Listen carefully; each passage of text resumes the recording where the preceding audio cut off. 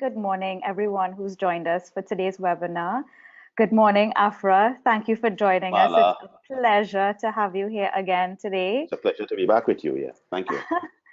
And so before we start talking about, the first thing I wanted to talk about as we advertise the webinar would be, a review of what the Corruption Perception Index numbers look like for the region and in particular Trinidad. But before we get into that, I just wanted to talk a little bit. I was looking for a quote on corruption and what it means for development and what it means for us as a region.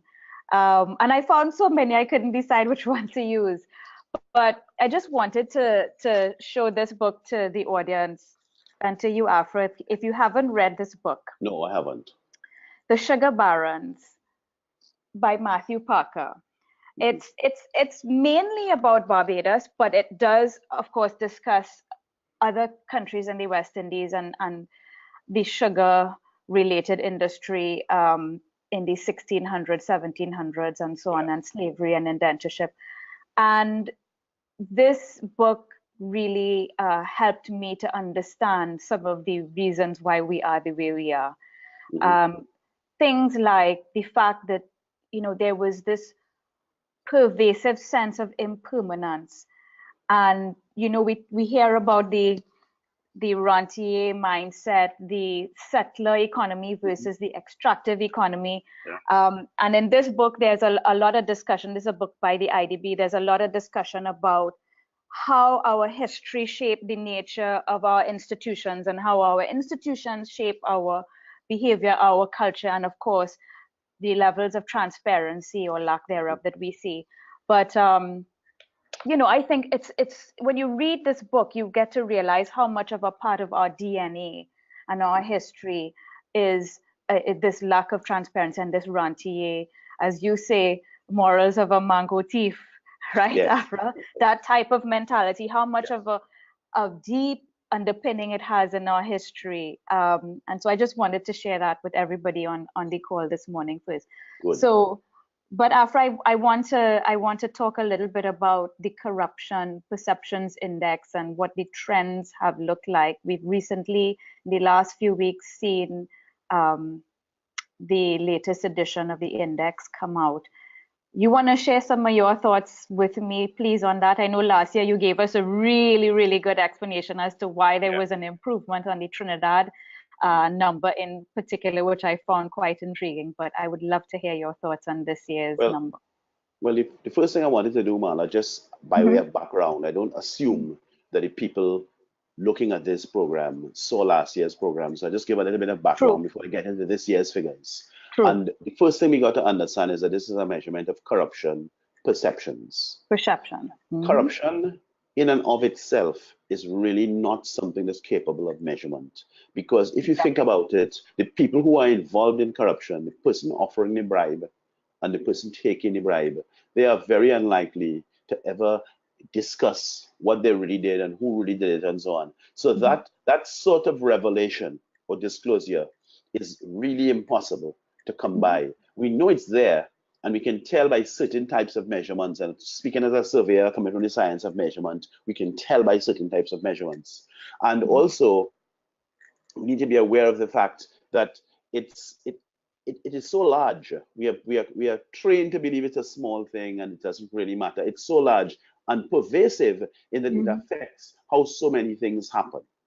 So for instance, there's a breaking scandal right now, and I'm going to have to refer, although this is a Caribbean series, I'm going to have to refer to the scandal in the States going on right now, where I think it's 50 wealthy people have been charged for paying money to get their children into prestigious schools. Now, at the same time as that scandal is unfolding, we also have a situation in the United States, I think it's number 19 in the Corruption Perception Index, and has a score somewhere like 76 or 81 or something really high up, almost 2 times more than Trinidad and Tobago.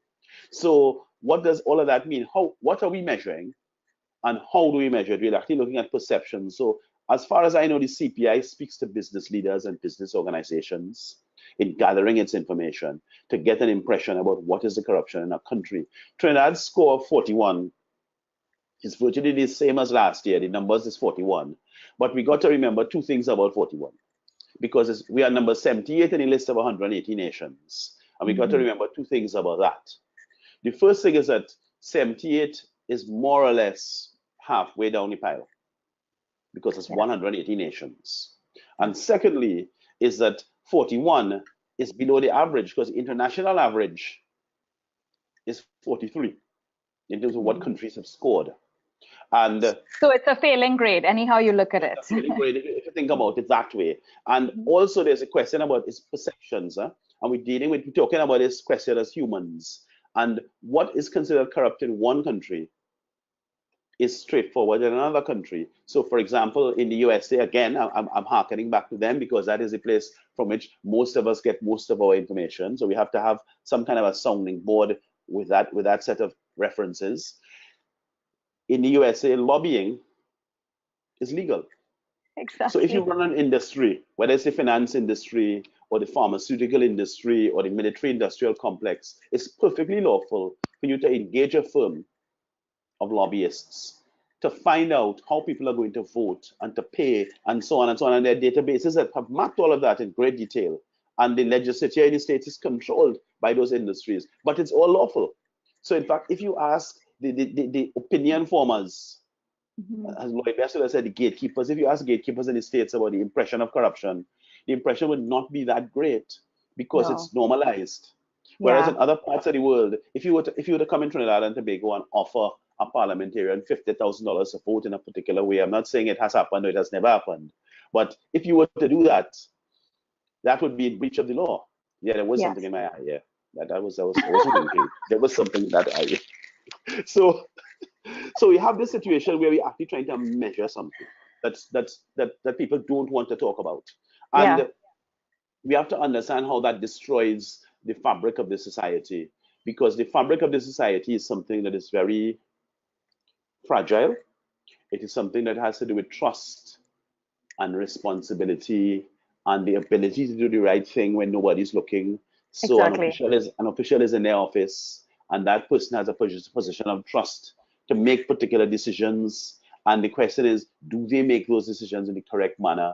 We have to trust them. If that trust is evaporated or destroyed by misconduct over a long period, if that trust is evaporated or destroyed over a long period, we have a situation where the actual belief in the society, the belief in normal behavior, the belief in procedure becomes less and less powerful. And in fact, what becomes more and more powerful is what in Trinidad and Tobago we call contact. So it's not even who you know, it's who knows you to help you to get something. And if you talk with people, and we all talk with people in Trinidad and Tobago and the Caribbean, the real discussion, if you get into difficulty somewhere, whether it's a passport office or vehicle licensing or building certificate or building approval, I know a man, or I have a cousin working, and it's part of the conversation, and we have to get past that. And the other thing I want to talk about, Marla, while we're in this very interesting introduction segue, is the whole question conceptually, which is one that bedevils this discussion, and the whole question of whether size really matters. You see, part of the conversation, part of the lexicon is this. People say, well, come on, Afra, you keep comparing the states, which has 350 million people, to Trinidad and Tobago that has 1.3 or 1.4 million people. And of course, in Trinidad and Tobago, the elite or the decision makers are a small class of people, and we all know each other. Therefore, the possibility of someone in Trinidad and Tobago being charged or imprisoned or convicted of a white-collar crime is next to nothing, because the senior people among the state lawyers will know the senior people among the white-collar criminals, and it's never going to happen. And I want to say no, absolutely no. And I'm going to give two examples in this discourse, because we're trying to have a discourse to expand our horizons and expand our perspectives on these questions. The first example I'm going to give is a Caribbean example. The closest Caribbean country to Trinidad and Tobago is Grenada. Yes. Grenada has a population of 110,000 people, more or less. So it's less than 1/10 the population of Trinidad and Tobago. So if size matters in Trinidad and Tobago, it would matter even more in Grenada. And we had a case in Grenada, I think it was in the late 2016, and I had it on my website. There's an article I have called "Does Size Really Matter?" My website is afroraymond.net. And in that article, I described a situation where there was a bank called the Capital Bank. The head of the bank, the founder and the head of the bank, the executive chairman of the bank was a man called Fintan de Boog. Fintan de Boog. And the High Court in Grenada, the Fraud Squad in Grenada, took reports, investigated Mr. de Boog and his bank, arrested him, charged him. He was prosecuted, convicted, and in Grenada he got 23 years prison. Well, look at that. So does size really matter? Or is it a question of moral fiber? Or as they say in the military, LMF, a lack of moral fiber? Because in Grenada, and Grenada has a number of comparators that we need to be mature and responsible and compare those comparators to us. Grenada is a former colony. Yes. Grenada is English speaking. Grenada has the same institutions in terms of a parliament and a DPP and an attorney general and so on. Grenada is not some foreign example, like you might want to say Cuba is a different example, or Haiti is a different example. Grenada is an example that is very, very parallel to ours. But the difference is that they were serious about dealing with this crime in their financial sector. And Mr. Fintan de Boog was sentenced in tears to 23 years prison for several acts of large-scale fraud in Grenada with the Capital Bank. And it's on my website, Does Size Really Matter? The second example I want to give, I encountered it yesterday, and I have to say it delighted me. Because speaking as a Pan-Africanist, and speaking as someone who always casts an eye to the continent, the motherland, to see things that are happening that are good, bad, and indifferent. Of course, one of the biggest scenes of tragedy coming out in October 1994 was Rwanda, with that brutal scene where people killed each other over what we're still trying to figure out what it was all about, and it was really terrible murders and so on. But in fact, there was an article on FCPA blog. FCPA blog is the world's leading blog on this white collar crime question. Is the Foreign Corrupt Practices Act, which is what FCPA means. And the FCPA blog's leading article online this morning is about Rwanda putting in place an absolutely stunning and progressive series of anti-corruption measures. They are serious, serious, serious. And I have to say, I humble myself, I would have said up until this morning that what the work we did, me and myself and my colleagues at JCC and the Chamber of Commerce and the manufacturers and the Transparency Institute, the work we did to put in place and to create the Public Procurement and Disposal of Public Property Act that is about to be implemented in our country, that work was first-class work and world-class work. And I have to say, from what I've read this morning on FCPA blog, Rwanda, which was the scene of so much tragedy 24 years ago, had surpassed us. So in fact, it is always possible, even out of the shattered diamond, to quote Ivan van Sertima, even out of the shattered diamond, to reconstruct possibilities for a civilization. And this is very important for us. And this has really been one of the things that has been guiding me and helping me in my work, together with support from people like yourself and others in the media and so on. So that was a question I wanted to ask you later on, but while we're at it, let's talk about it now. I mean, there's always there's always a lot of discussion, and there is even data on the incidents of corruption. How do we think, and that's what I'm grappling with. I know you do a lot of work in terms of highlighting the lack of transparency, forcing the government to be accountable for some of its acts and expenditure and so on, and deals. But so you raise a perfect example there of Rwanda and what they've been able to do, and then the work that you have been able to be involved in terms of legislation. But what would you say to the average person like myself or anybody else? What would you say are the things that we can do? I mean, there are a host of things. Education, I think, is a big one, and starting in schools. But even as you talk about that moral fabric, which is a cultural thing, what are the most, I would say, the most effective and easiest and most easily accessible ways of addressing the problem of corruption? I think the main thing, Marla, is that we have to have a sense of ownership. We're really getting into, you asked me a practical question, but the answer is really almost philosophical. We have to have a sense of ownership. We have to understand that in land in the country, the state land, the money in the treasury, those things It's are ours. ours. It's ours. Okay, that is not And a it's our wele. children's. It's our children's Absolutely. and grandchildren's. Yes. Yes, that is not a wele to say, well, that is government land, you can go and squat, which is how some people some people manifest that. Okay, but it is absolutely a call for responsibility in terms of how we manage our affairs going forward. It can't just be to shrug and sing along. I sent you that song this morning from David Rudder. I'll mention David Rudder, one of his fantastic little known numbers, David, Back to the Same Old Same, from the autobiography of Now in the year 2000. And it's really about us rolling through this impression of an island in the sun, and let's take a drink of rum, and corruption is all of our fun. And And David we sings jam about in a very still. painful, yeah, and we jam in still. And David sings about a very painful aspect of our Caribbean reality. Okay, so the first thing is that is ours. So going back to your question you raised earlier on, Mala, about the sort of persistent sense of impermanence, the persistent sense that we're about to migrate. Some of us, myself included, had the possibility to stay abroad. Okay, and not to be even in this conversation, to be somewhere else working for some other people and who don't look like me, and going along with another agenda. And we chose to be here. We chose to work in the Caribbean and to make our efforts here. And this is where we make our stand. Okay, we're not going to build our civilization from afar. So for some people, migration is a necessity, and some people have lived abroad for a long time as a matter of necessity. But some of us are here, and the first thing is ownership. Yeah, The second thing is a take question ownership of this. Yes, I agree. I completely agree. The second question, which is really very serious, is a question of responsibility and representation. So we have persons, and I call them public officials. We have persons, public officials, who play to that misplaced sense of political loyalty. Sometimes it's race-based. A lot of times in Trinidad and Tobago or Guyana, it will be race-based. In other parts of the world, it isn't race-based.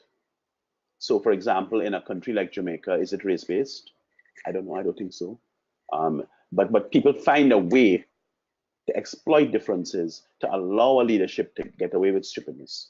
Okay. And the other example I would give, I'm trying to seed this discussion with some other bits of learning along the way. The other example I would give is Chinua Achebe's last book, the epic autobiographical, semi-autobiographical, There Was a Country, in which he gives his whole life story, and it ends in sort of 1973 after the Biafran War is over. And Chinua Achebe talks about a country where to us as Caribbeans, everybody there would look alike.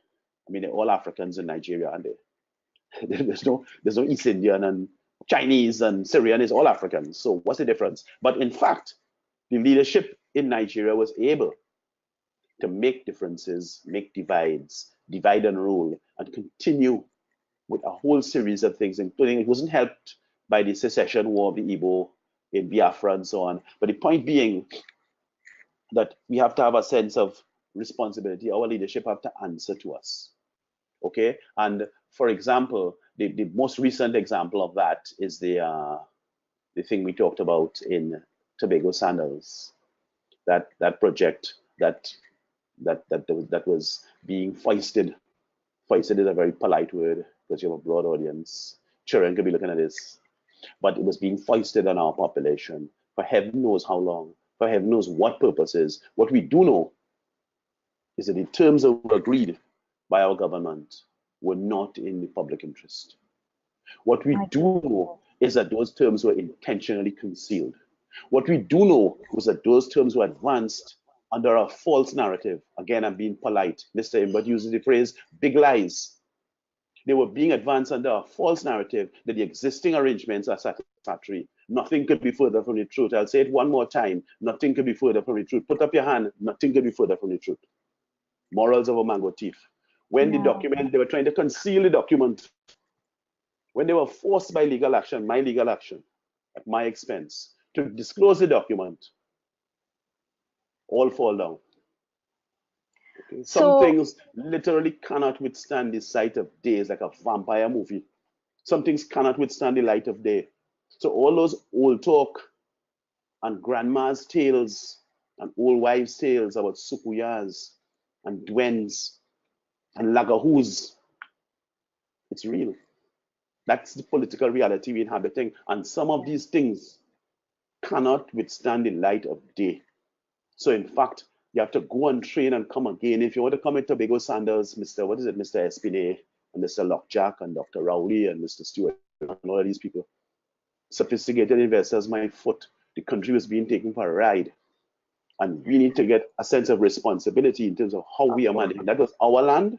The entire project was to be built at our expense. Mm-hmm. I am unable to see, and I'm still waiting for somebody to answer, where are the benefits in that MOU for the country? Yes. No, I don't and want I any agree personal attack about anything. Let's get to the terms and conditions of the MOU. Where are the benefits for the country? Yes, and I agree with you that there is not enough discussion around the facts. Yes. And there isn't that sense of ownership, that public acceptance of the fact that the land is ours and the taxpayers' dollars are ours. But let me just move the discussion away from what can we do. And of course, I applaud your efforts to promote that level of transparency that nobody else is fighting for. Yeah. To a discussion around, what the actual trends look like. Now, the data I have in front of me shows that the largest deterioration has been in the region has been in St. Lucia, and I'm looking at data comparing 2012 to 2018. Yes. And comparing 2012 to 2018, St. Lucia lost 16 points. Guyana had the biggest gain of 9 points. Trinidad pretty much improved by only 2 points. But that's a broad range. And of course, you can't help, like, for example, 2012 versus 2018, Barbados lost 8 points. And that would be under the last administration. Bahamas lost 6 points. St. Vincent and the Grenadines lost 4 points. I have a feeling that either corruption is on the rise in this region in certain pockets, particularly in those organizations, institutions, whatever you want to call them, that are related to Petrocaribe. So we saw the Petro Jam scandal in Jamaica. Yeah. There was one in Haiti where monies were not well accounted for, and there might have been misappropriation and that kind of thing. So there's been that sort of, in the last few months, outburst of events and scandals related to all things Venezuelan and Petrocaribe related.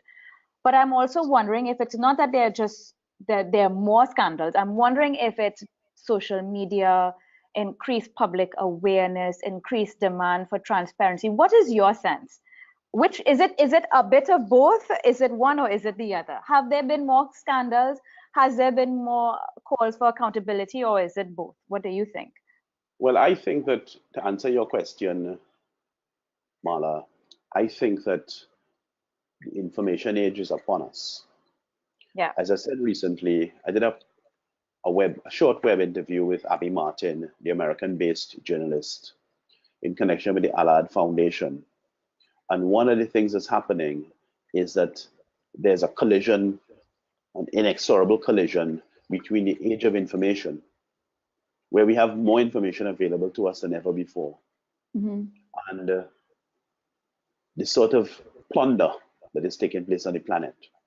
Okay, the phrase 1% has become popular, but those of us who've been doing this work for years and decades, the 1% is just the latest iteration of something that's been going on for a long time. You had that book about the sugar barons and so on. So it's not today's news. It's just that's today's phrase. And those things are colliding. So our countries, so for example, Trinidad and Tobago is signing up for all kinds of e-commerce. There was a big conference a year ago about digital tourism. I think it was in March or April of last year. Digital tourism, a digital age of tourism. And how do you have a digital age of tourism? How do you do digital tourism if none of the facts about tourism are disclosed? So we don't know how much money the hotels are making. We don't know what is our share. We don't know what's the arrangement, but we're doing digital tourism. So is it just a booking window? because we already have that. We already have Expedia and this and that and the other. On airlines, you're booking online. What are we really talking about? And we're going down this road. We have TT Connect. We have all of these sort of TT BizLink. The Ministry of Trade and Industry has a single electronic window. We have all of these attempts by these microstates, Trinidad and Tobago included, to sign into the global, the next generation of things, which is concomitant to the information age. Mm-hmm. But the actual political culture in our countries is a political culture in which our leadership, irrespective of the party in power, have traded on the fact that they have the information and we don't. They have the details and we don't. And you yourself, Mala, have had encounters, and I don't want to call them clashes. I would never say clashes, but you've had encounters and clashes with various ministers. Yeah, that's the same thing in the eye. Yeah, various ministers on the same front. So in fact, we have people who have a very high media profile. Yeah. Okay, but in fact, there's a kind of an allergy to publishing information. It's not only Sandals, it emerged in the CL financial bailout, which is still going on through court and through litigation with myself and so on. So to answer your question on the broader Caribbean trends, a lot of things that 20 years ago would have been concealed and would have been discovered years later actually are getting revealed at faster and faster pace. The decisive question is, what do we do about it? Yeah. Okay. And in Haiti, they've taken the struggle to a particular point where, in fact, I think they had to cancel Carnival this year. Yes. They could not be Carnival this year because of the riots. Yeah. Protest, and the protest is well grounded because a huge amount of money is unaccounted for. So money is borrowed for projects. Succeeding generations have to pay back for it. And where are the projects? So it's a very similar set of issues across the table, you see? No, I agree with you that certainly social media and other ways of collecting and disseminating information is a big part of what we're seeing in terms of the swell. But I also feel that young people are a lot more conscious and a lot more aware and a lot more vocal and demanding of transparency. That's just my sense. I have no data to back this up, but I'm getting that kind of sense. But you know, it's encouraging. It's encouraging, and I feel like we need to have, because you need to if we haven't had it before, instill that culture of having moral sanctions, for example, which we discussed on our last webinar. And it's an interesting thing where a friend of mine asked me the other day here in Barbados. She says, so when somebody gets implicated in a scandal in Trinidad, how do people react? And I said, well, I mean, I don't know that there is a noticeable reaction apart from the media. Just interpersonal in relationships, and I don't know, I can't tell if there is a reaction. And she said to me, in Barbados, if you're implicated in a scandal, you and your family, you no longer get invited to cocktail parties. You know, there is that moral sanction in Barbados. Do we have that in Trinidad? I don't know. You see lots of people who are not calling names facing extradition, for example, and you see them in carnival fetes and parties and so on. It's as though nothing is wrong. So different cultures, you know, do have their different ways. But I do get the sense that young people are much more demanding of accountability and transparency than perhaps. I would just say in rejoinder to Mala that there are lots of cocktail parties I don't get invited to anymore that I might have been invited to 15 years ago. And I don't want to speculate, but I know for sure I wasn't implicated in any scandals. I might have been revealing a few, but I wasn't implicated in any scandals. So it happens. There are sanctions, but the important question, the decisive question is, how are the sanctions applied? Are they applied to disqualify people who've been implicated in scandal, or are they applied in the other way? You see? Mala is still frozen. Marla's still frozen, but we can continue. I've gotten a lot of questions around the topic of impunity, Afra. So I think that that's a good place for you to start too. What information do we have on impunity? What's being done in Trinidad in terms of enforcement and impunity? If you could comment on that. Well, impunity is a big problem, is the elephant in the room, because what we have with the impunity question is that I referenced it in last year's conversation with you all, and that is the question of the Stanford prison experiment in 1973, in which a professor of psychology at Stanford University in California devised this experiment in which people would pretend, good students, would pretend to be prison guards. Some other students would pretend to be prisoners, and they had some homeless people as well. And they built a sort of a fake prison, and they had the whole thing under CCTV. And the one rule, it was supposed to be a 2-week-long experiment. The one rule was that nothing you did, you'd be punished for or be arrested for anything. And what happened was that, you're back with us, Mala? Yeah. What happened was that although these were good students, these weren't troublemakers, they weren't difficult students, these were award-winning students and conscientious students. Within a day or two, the entire scenario descended into one of unbelievable cruelty. And it's worth reading the Stanford prison experiment. And I think it was after 4 days they had to call off the whole thing, because the acts of cruelty that those good students perpetuated against fellow students and homeless people, all in pursuance of the fact that nothing could happen to them, were mind-blowing. So after 4 days, they had to end the Stanford prison experiment. It's still highly debated, hotly debated. But what it goes to show, in my view, and in fact in the view of many of the commentators, is that if you remove sanctions from a situation, if in fact you can do anything you like and nothing ever happens to you, you actually open the door to all sorts of crazy behavior. And that is what is manifesting in our scenario here with respect to white collar crime. Okay, we have a situation where, in fact, the people who ran CL Financial into the ground, people who ran that company into the ground, haven't been sanctioned. There's a system of sanctions the central bank operates called the fit and proper criteria.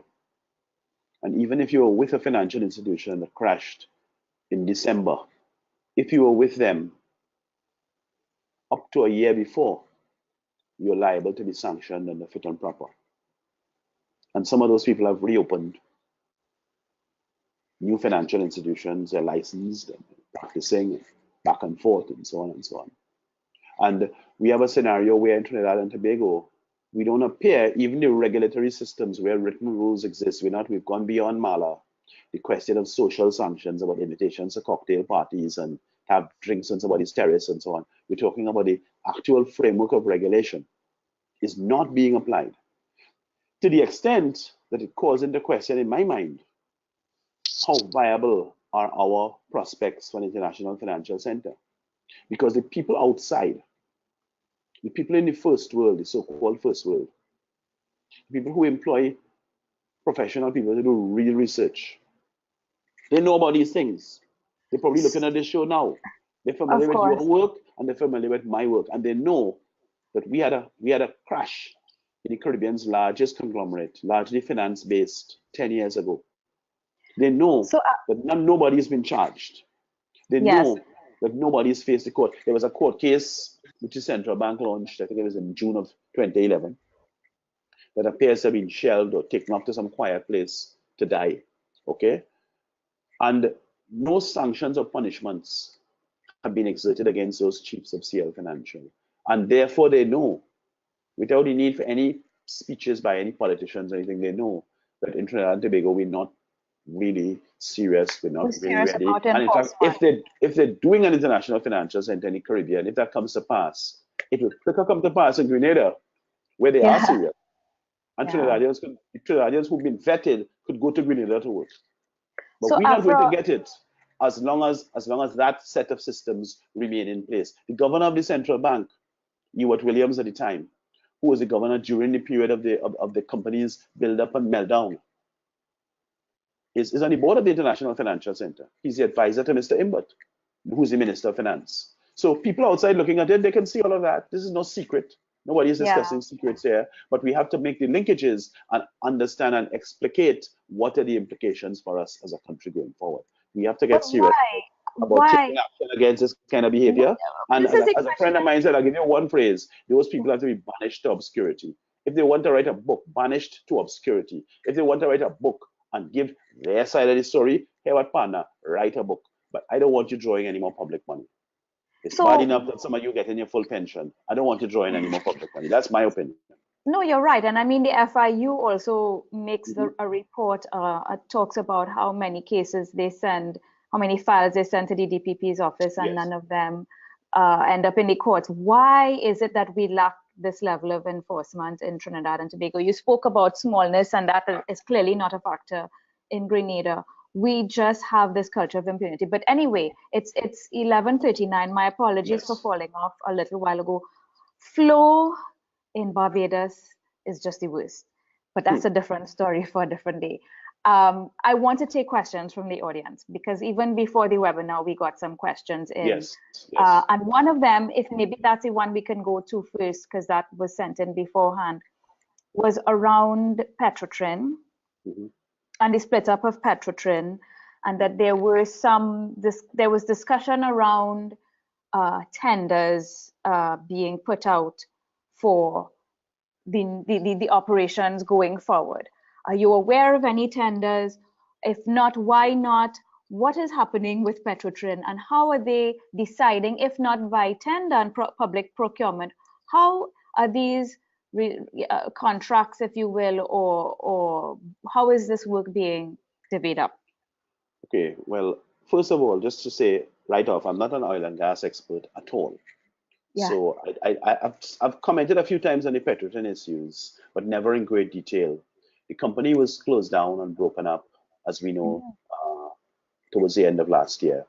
And my view of it was that it was an attempt at union busting, because the bond that is due in August of this year, I think it's the 17th of August, it's $850 million US. 9.75% coupon. Which it seems they're getting refinancing for via consortium. Coming to that, that bond had to be repaid anyway. Yeah. So it appears that Trinidad Petroleum Holdings, which is the company that Mr. Espinay is chairman of, Mr. Espinay has continued after his period of chairmanship at Petrotrin. That company appears, from reports on Reuters, to have obtained some kind of offers of finance of $1.4 billion US to fund the cost of the retrenchment and the restructuring, and to repay bondholders. I certainly hope so, because I'm one of the bondholders, and it's a sweet bond.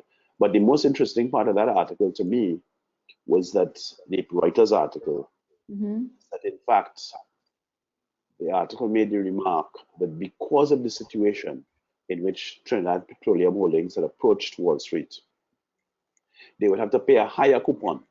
Higher than the 9.75. Yes. So what we're really dealing with is a kind of consequences and a kind of cost, where in August of 2009, we were borrowing $850 million US to fund the gas to liquids and various capital projects in Petrotrin. And because of, you see, things knock on, because of the fallout from the CL financial collapse, which was earlier that year. And again, those people doing proper research and understanding just how risky it is if the Trinidad and Tobago government is involved in something and trying to make sure that it's well managed. And they attached the price of that risk, which was 9.75%. 10 years have rolled on. We haven't dealt with anybody from CL Financial. And the government of Trinidad and Tobago is no longer investment grade, according to Moody's as well. Yeah, we've been downgraded. So we approach Wall Street again. We're junk. $1.4 billion. So in fact, I don't know about the junk thing, but in fact, a higher coupon is extracted. So we're going to have to pay, the public, are going to have to pay more than 9.75% interest for this new facility, it seems, from the Reuters report. But the new rate was not disclosed in the article. Disclosed, no. But they said it was going to be more. So of course it's more. When I say junk, what I meant was... No, because Moody's downgraded us to a point where government of Trinidad and Tobago's debt is no longer investment grade. It is sub-investment grade. Now, S&P still has government of Trinidad and Tobago as investment grade. So that in itself would have driven a higher coupon. Yes. So But yes, SNP, they didn't disclose what the borrowing rate was. They didn't disclose if it was fixed, if it was floating. None of that was, maybe it's still being negotiated, I guess. but they But said it my was higher. sense, yes, they did say higher. Yes. But my sense is that, to answer the question that came in, is that we're dealing with a similar level of non-transparency that we had been before. I don't know. The question was around why not public procurement? Why hasn't that taken place with respect to In relation to the contracts within the new companies? within the new company? I'm not familiar with that, so I don't want to make any comment about it. I mean, I've Right. seen other colleagues on the media talking about it, but those are oil and gas people. I'm really not familiar and Right. competent to make a comment on it. But the But fact it would be, remains, just to say we that have, any transactions taking place in those companies, the new companies coming out of Petrotin, Paria, and TPH, and the other one, those contracts would be contracts that are transactions in public money, and they ought to be subject to proper standards of transparency and procurement and accountability. But beyond that, I can't give any comment. I'm sorry. No, and you're right. It should be adhering to the standards and public transparency, but we have not seen any. That's what the question was, and so I just wanted to make sure if whether you've seen any, but we haven't. So perhaps we can open up to other questions from attendees on the webinar. Melissa, we have any questions? Yes, Marla, we've gotten several questions from younger people on the call, Afra, that are directed to you. And speaking directly, the younger people that have commented that they feel defeated, disillusioned, frustrated because they notice the corruption in the public and the private sector, but they feel that it's untouchable. They feel that it's something they can't do anything about. So what advice do you give to those people on the call, especially the younger crowd, about becoming whistleblowers, about actually doing something about corruption in their country? Well, as I said, the first thing was a sense of ownership. The next thing was a sense of representation. And thirdly, there's the fact that you can do something. You need to have a series of associations. Whether it is that you form new associations or you could join existing associations like the Transparency Institute. I don't see any reason why 50 young people who have made up their mind that they want to make a difference, they've had enough of this nonsense, 50 or 75 young people couldn't join the Transparency Institute and inject new blood into that organization and its proceedings and so on. I don't see any reason that young people can't get involved. Get involved. It's not expensive. I'm a member of the Transparency Institute, a normal bread and butter member, and it's $200 a year. Okay, it's $20 a month. Get involved and commit, whether it is to attending meetings or learning more about the organization, commit to making a change, okay? Because collective action is the way forward. I mean, you could have an individual that may emerge from time to time who can have an impact that I've been fortunate to have had some good fortune in my work and so on. But the individual way is not really the way, okay? The collective way is the way that I learned to do what I do. The collective way is the way that I became who I am today. I didn't become who I am today as some kind of individual. Okay, I became who I am today as a result of collective efforts that people made before me and that I made in my youth. So get involved collectively. What about? Sorry, Mara, go ahead. I was about to say, and I don't mean to cut you, but what about using the channels available to us, social media, for example, to express our dissatisfaction when we are dissatisfied with the representation that we get? What about, publicly on social media, holding our leaders to account, calling them out? I think that's very important, and I know that that's something that is done. Perhaps it needs to be a more organized effort. Yeah, well, I think a lot of that is taking place. We have superheated efforts as the 2020 election looms in everybody's viewfinder. We're going to have superheated efforts to embarrass this person, to prove this point and to prove that point.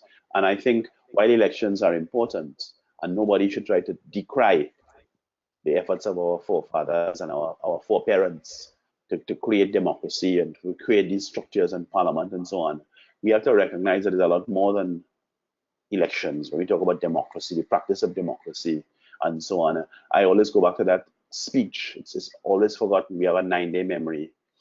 This speech that Dr. Eric Williams gave on the 31st of August of 1962, which is our independence. And there's a lovely couple of paragraphs in which Williams talks about what is democracy. And there's a lot more than going every 5 years to vote. It's about being an informed citizen. It's about being an active citizen. Yeah. And of course, I always smile when I think about Williams' subsequent actions. And of course, the subsequent actions of the various political people who've occupied high office in the country. You know, that in fact, Dr. Williams, in his inaugural address as our first prime minister, laid out what to me is a very useful set of considerations about what democracy really means. Yes, of course, the election and being able to vote for somebody or vote out somebody is sort of the pinnacle of achievement, but there's a lot of other fundamental things in terms of the press, in terms of information, in terms of involvement and commitment to building up to having votes that make sense and having an electoral process that makes sense. So Williams's speech, 31st of August of 1962, is really important. It's I cited a couple of times on the blog.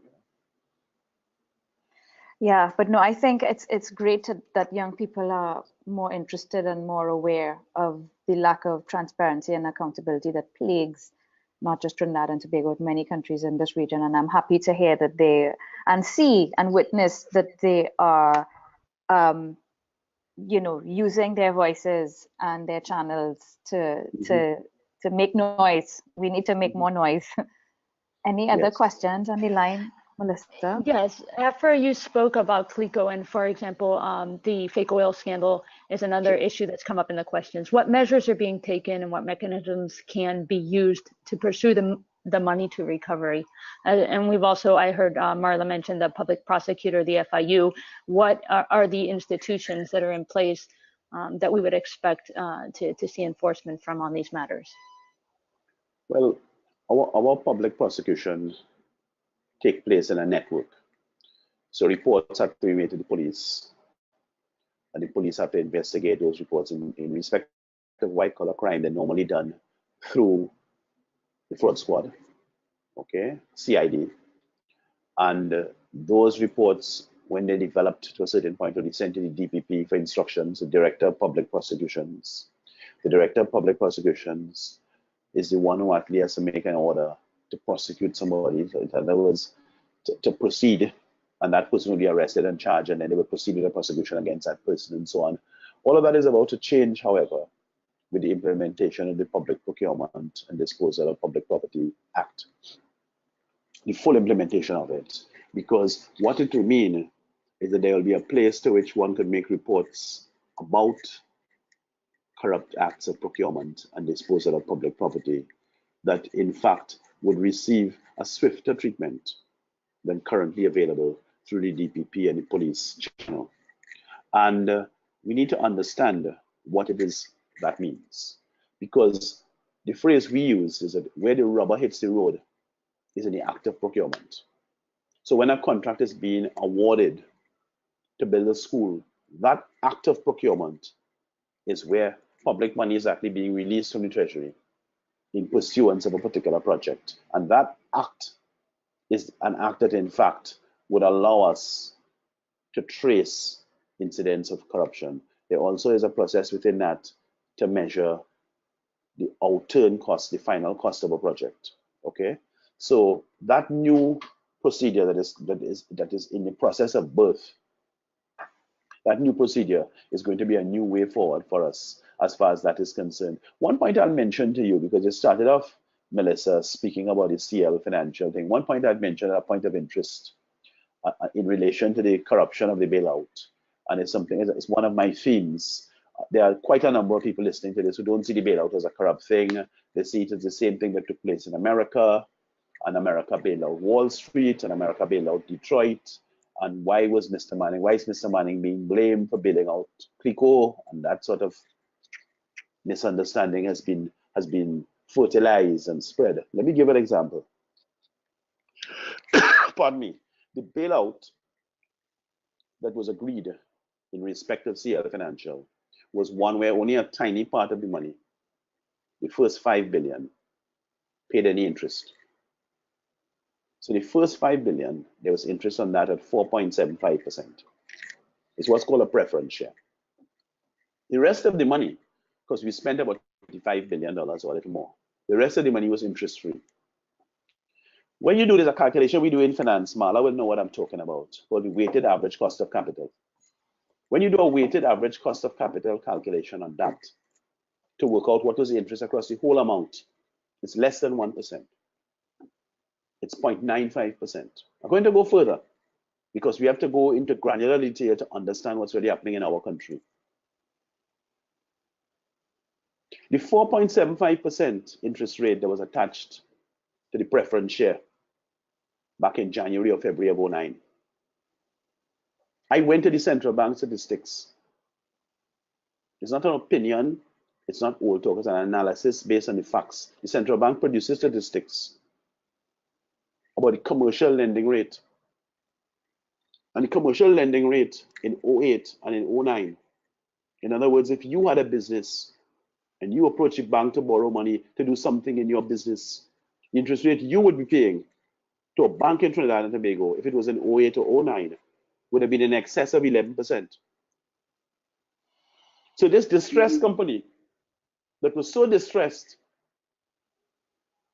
that they had to approach the lender of last resort, which is what we call the central bank, was able to get access to our taxpayers' money with only a tiny part of the borrowings at 4.75%, less than half the prevailing rate of interest.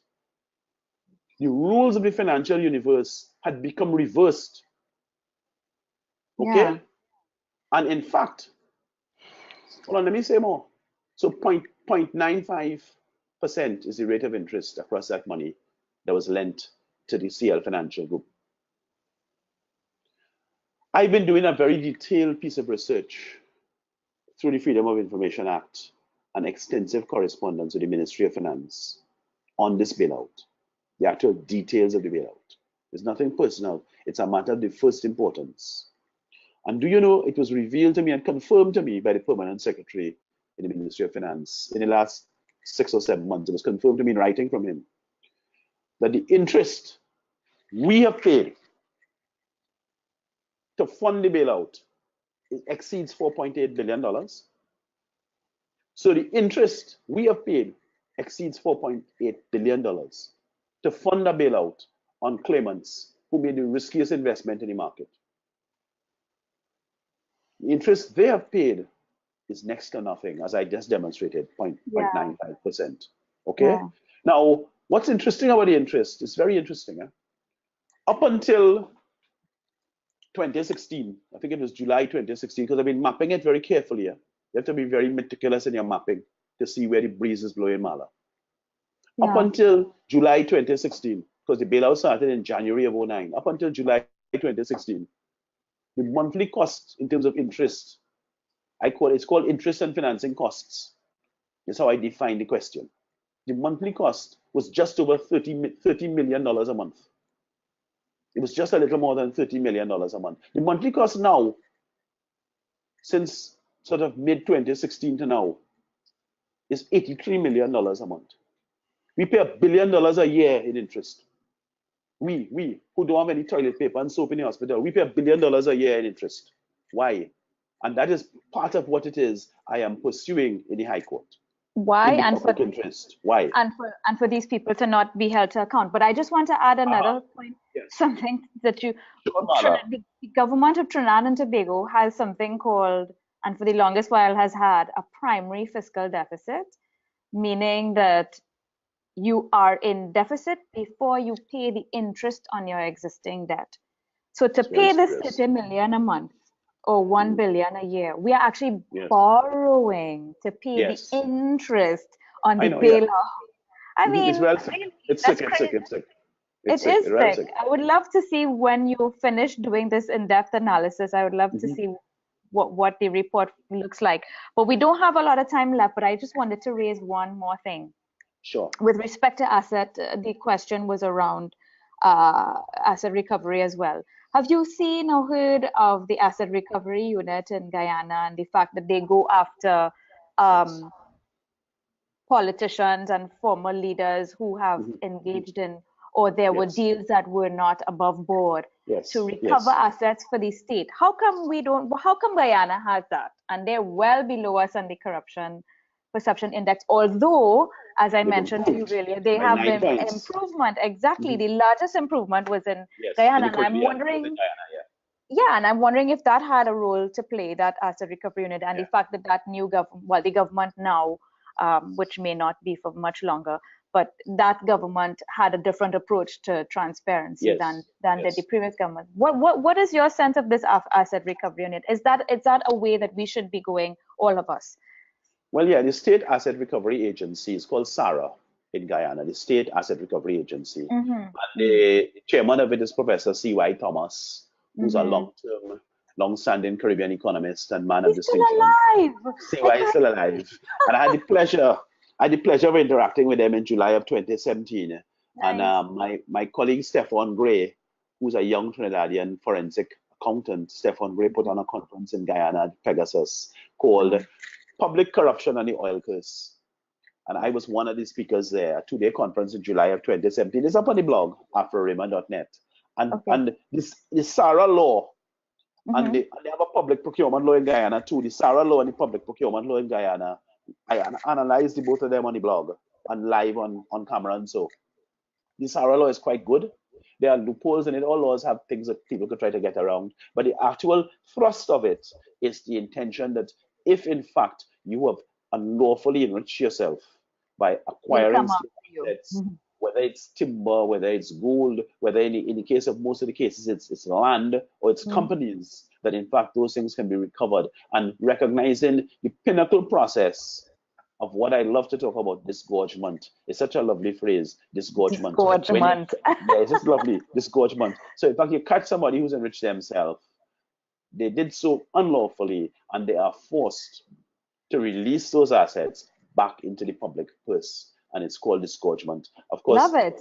It has all kinds of imagery in my mind when I think about disgorgement. I know. I love it. The State Asset Recovery Agency in Guyana is in pursuance of that. Of course, the thing is now in an imbroglio because the cases are before the court. A number of cases are before the court in relation to some extensive lands, Pradoville lands, and a whole lot of other things. I've had some involvement in those cases, not expertly and directly, but I've had some involvement. I've seen the papers and so on.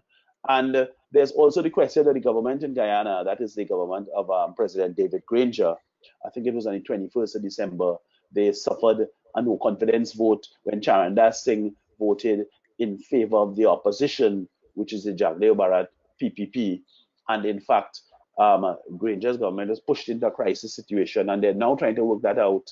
And I'm saying work that out in the construction sense of a workaround by they filed something in court, and the Chief Justice found against them, and they're trying to take it to the longest possible distance. But the Chief Justice's findings, the Chief Justice in Guyana, her findings were in fact quite decisive in that the cabinet can no longer sit. So the entire question of all of these important anti-corruption measures that have been put in place in Guyana, the SARA law and the public procurement law, how those things will survive in a new political dispensation is really important. And it's important for people in Guyana, particularly the young people, the returnees. Particularly now. Yes, people who may not have been committed to either side because of the political confusion over many decades. It's particularly important for those people to hold on to questions of principle. The country is about, irrespective of the political crisis brought about by the no confidence vote, the country is about to hit a rapids of opportunity when the oil and gas start coming out of the ground from Exxon in about 18 months' time. When that oil and gas starts coming out of the ground in that quantity, a country with weak institutions is going to get overrun. And what happened, the amount of money, the amount of oil and gas has been found in Guyana makes Trinidad and Tobago look trifling. And they have some of the same issues that we have in relation to the racial politics and so on. They have additional issues because continental issues to do with Venezuela and Brazil and claims on their land and so on. There is going to be an atmosphere of confusion. I mean, some people are already saying, colleagues and so are already saying that maybe the no confidence vote was part of pushing the country into an unstable situation, because an unstable country is in fact easier to negotiate with in terms of the oil and gas giants and the extractive industries than a stable country. So we as Caribbean people have to understand the implications to the Guyanese situation. And the Sarah initiative is certainly one I would support. I don't know how far it will get in this country. I can't imagine what political party would support it. But there you go. You know, that thing in my eye again. I just gave you your next project there, Afra. I know. What should you do? Give me work. And if you need help, whatever I can do Sure. here. Melissa, you think we have time for one more question? Actually, I have one very pointed question, very important to address. Afra, where can cases of fraud or misconduct in state enterprises be reported? The main place those things could be reported now is to the police, which of course is troublesome because the police have brought few cases. Okay, but I believe that's the main place they could be reported. In the near future, the place would be the Public Procurement and Disposal of Public Property Act. That is in something called the Office of Procurement Regulation, which is down at the International Waterfront Center. That's where you'd make your reports. It'd be possible to make reports anonymously, online, okay? Or you can drop off papers and so on. It's possible to do so there. I am in contact with those people, and I'm confident that under the leadership of Mr. Munilal Lalchan, my colleague who was former head of the Chamber of Commerce, they would have a decisive impact on this terrible situation in our country. I would harken back to the example of Rwanda, where I started in this discussion, to say to you, if Rwanda can do it, and people need to tune into that FCPA blog on Rwanda's new anti-corruption measures, which are far in advance of what we did in our law. If Rwanda can do it, we can. It is never too late to actually take a stand and promote a new set of values for your civilization. It's never too late. I agree. Thank you, Afra. Thank you. Thanks, Marla. Thank you. All right, Melissa, I think we'll wrap up now. Thanks to all of the guests who joined and stayed with us throughout and asked questions. I apologize for the fact that I fell off and lost connectivity. As I said, flow here in Barbados is just terrible, absolutely terrible. But I'll try to get it fixed. Thanks so much for staying with us. This is an important discussion and one I promise to continue having because it really is important to our future and the future of our countries for our children and grandchildren. Thanks a lot.